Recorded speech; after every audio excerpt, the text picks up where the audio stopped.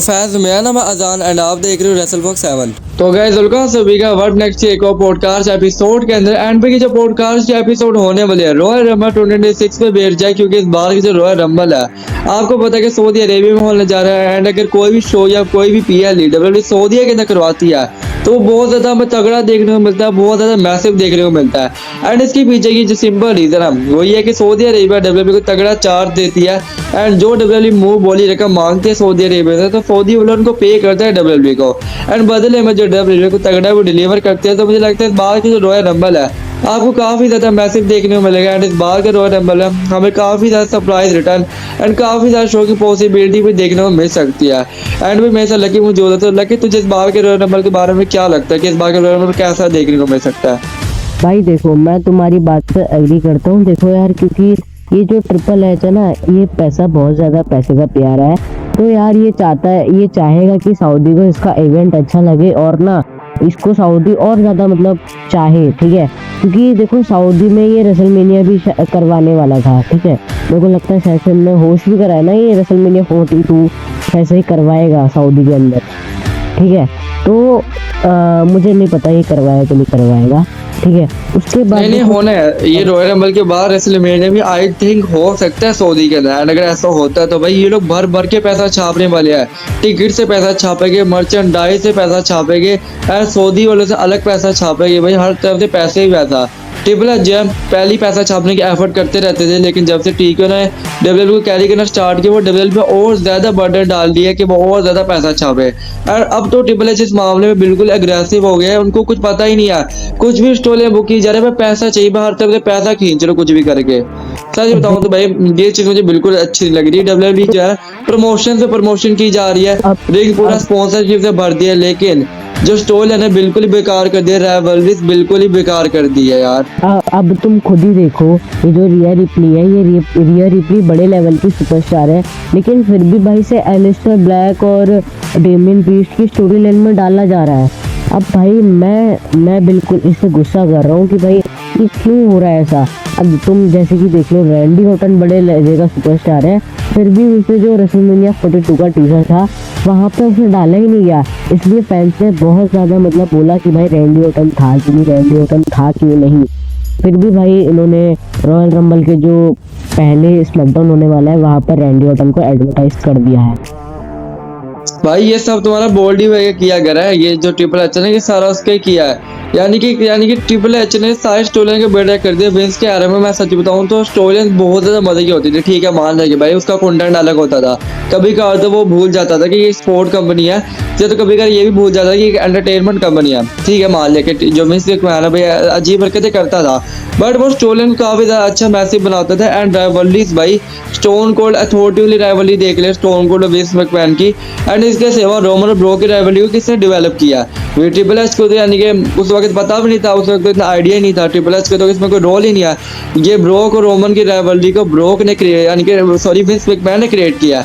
And इसके सिवा भी शॉन माइकल अंडरटेकर की राइवलरी को विंस मैकमैन ने क्रिएट किया। यानी कि जितनी भी राइवलरी अब तुझे बड़ी लगती है ना देखने में, उन सब राइवलरी को विंस ने ही क्रिएट किया। अगर आज विंस ना होता ना तो शायद रेसलमेनिया जैसा बड़ा पीएलई भी हमें देखने को न मिलता।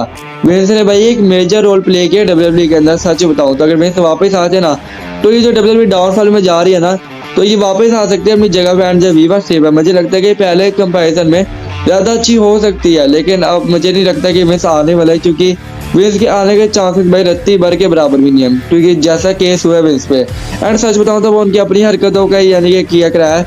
अगर वो ऐसी हरकतें ना करते शायद आज वो कंपनी के सबसे बड़े शेयर होल्डर होते। तुझे क्या लगता है?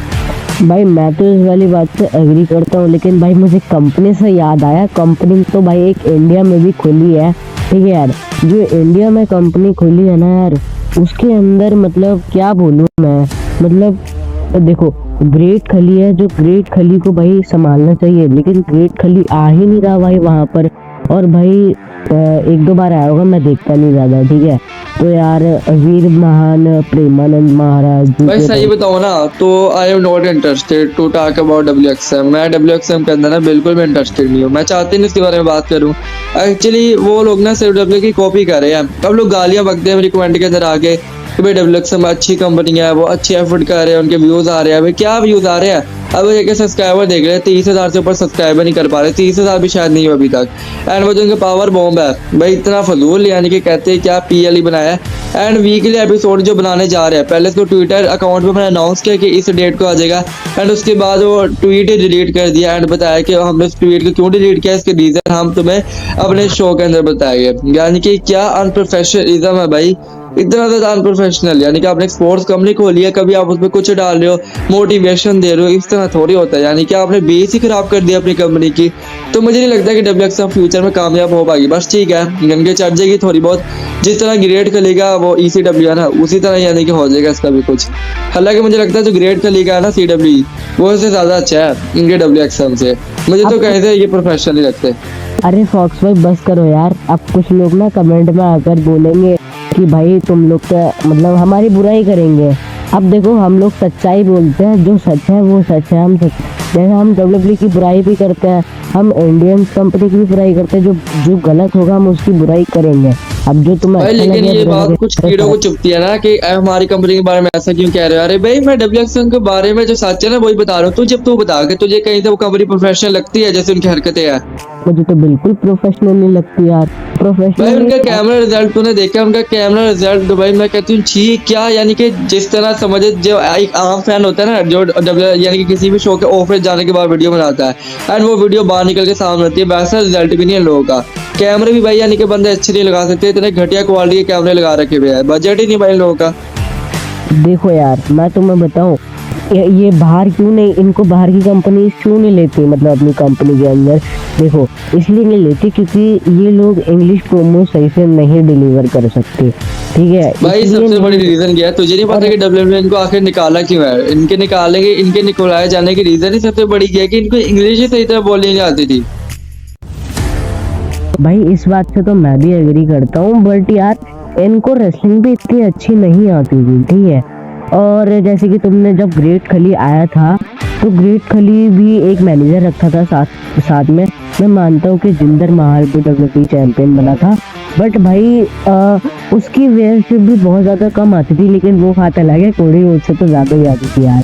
कोडी रोड भाई सच बताऊं, किसी को बात की मेरी चुभे या ना चुभे, लेकिन मुझे नहीं लगता कि ग्रेट खली का कुछ पता है। भाई सच बताऊं तो खली को कुछ पता ही नहीं है, बस वो अपनी एक रेसलिंग कंपनी खोल के बैठ गया जिसके अंदर वो अपने सस्ते फालतू स्क्रिप्टेड मैचेस करवाता है। एंड मुझे नहीं लगता है कि उसको कुछ आता है। वो स्टोरी लाइन भी बड़ी अजीब सी बनाता है, एंड मैंने देखा है कि भाई वो कैसे बुक करता है स्टोरी लाइन वगैरह को, राइवलरीज को। तो मुझे नहीं लगता कि खली को कुछ आता है। खली को मैनेजर बना के ना ये लोग और ही ज्यादा बेटर करेंगे WXM का। जो चीज पहले से हो रही है ना, अब हमें वो भी देखने को नहीं मिलेगी। तो मुझे लगता है कि खली को जो ने मैनेजर बनाया ना, मुझे लगता है सबसे घटिया डिसीजन है भाई। वो डिजर्व भी नहीं करता, उसको कुछ पता ही नहीं खली को। तुझे क्या लगता है इस बारे में?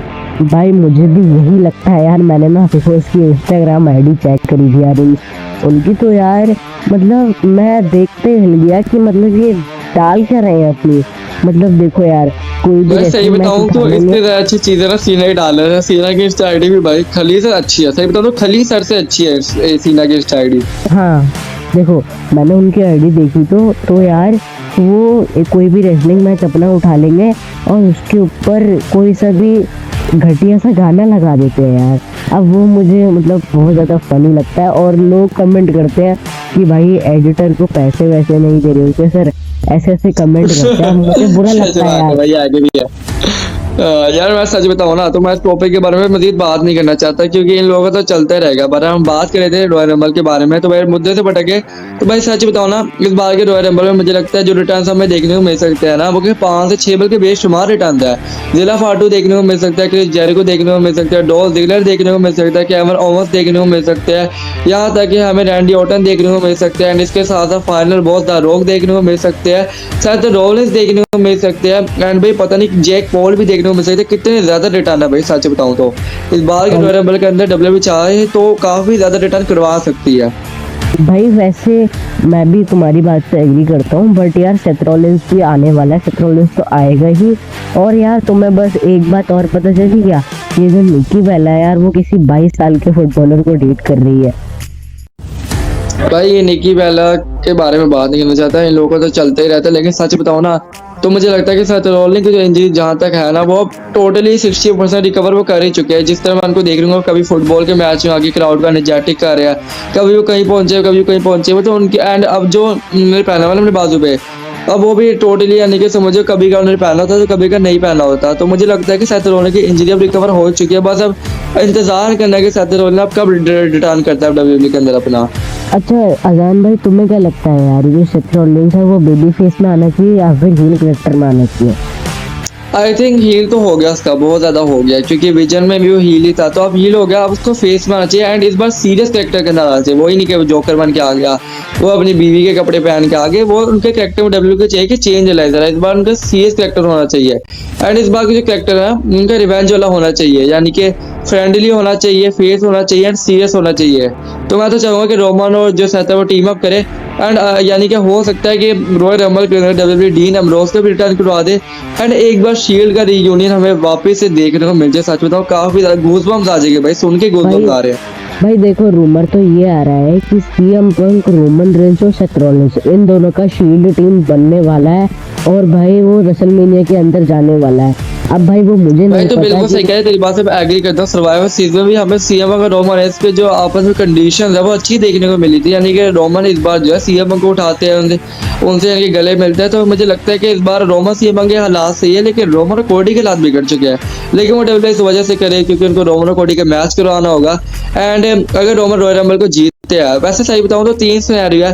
पहला सिनेरियो ये हो सकता है कि रिंग में टॉप 5 बंदे बचे, ब्रोक लेसनर बचे और गुंथर बचे, ब्रॉन ब्रेकर बचे, ब्रॉन रीड बचे और एंड में पता नहीं रोमन रेंस को मिला लो, इनके 5 बंदे बच गए। एंड जो ब्रॉन ब्रेकर और ब्रॉन रीड है, ब्रोक लेसनर को एलिमिनेट कर देते हैं, सीएम गुंथर को एलिमिनेट कर देते हैं एंड जो ब्रॉन ब्रेकर ब्रॉन रीड है अब रिंग में रह जाते हैं और रोमन रेंस रह जाते हैं। ये टॉप 3 बंदे जो है रह जाते रिंग के अंदर और तभी आ जाते हैं फाइनल बहुत दारोग 2010 के रॉयल रंबल की तरह अगेन रोमन रेंस की हेल्प करते हैं, अपने कजन की हेल्प करते हैं इस रॉयल रंबल को जितवाने में। एंड जो रोमन रेंस है 2026 का रॉयल रंबल को जीत जाते हैं और उसके बाद हमें देखने को मिलता है कि रॉयल रंबल जीत जाते हैं रोमन रेंस एंड चैलेंज करता है कोडी रोड्स का for the undisputed WWE championship के लिए। या तो ये सिनेरियो होगा या तो ये सिनेरियो भी हो सकता है कि ऐसा हो कि इसके उल्टे सिचुएशन हो जाए, लेकिन इधर रॉक आए और आगे हील टर्न निकल रहे रोमन पे, जिसकी वजह से रोमन अपने मैच को हार जाए रॉयल रंबल के एंड हमें रोमन वर्सेस रॉक का जो मैच है रेसलमेनिया 42 को लीड करता हुआ दिखे।